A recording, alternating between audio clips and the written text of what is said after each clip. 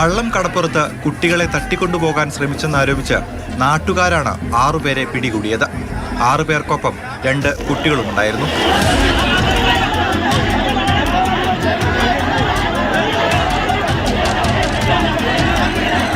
പിടികൂടിയവരെ നാട്ടുകാർ തന്നെയാണ് പള്ളത്തെ saint Francis Xavier പള്ളി മേടയിൽ എത്തിച്ചത്. തുടർന്ന് 1 മണിക്കൂറോളം പള്ളിക്കുള്ളിൽ അവരെ തടഞ്ഞുവെച്ചു.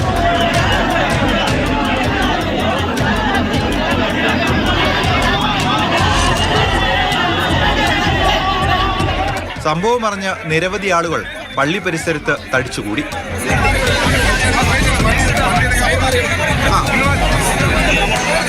പിടികൂടിയവരെ പുറത്തെത്തിക്കാൻ ശ്രമിച്ച പോലീസിനെ നാട്ടുകാർ തടഞ്ഞു. നാട്ടുകാരും പോലീസും തമ്മിൽ വാക്കേറ്റമുണ്ടായി. ഒടുവിൽ ഏറെ പണിപ്പെട്ടാണ് പ്രതികളെന്ന് ആരോപണം നേരിട്ടവരെ പോലീസ് പള്ളിക്ക് പുറത്തെത്തിച്ചത്.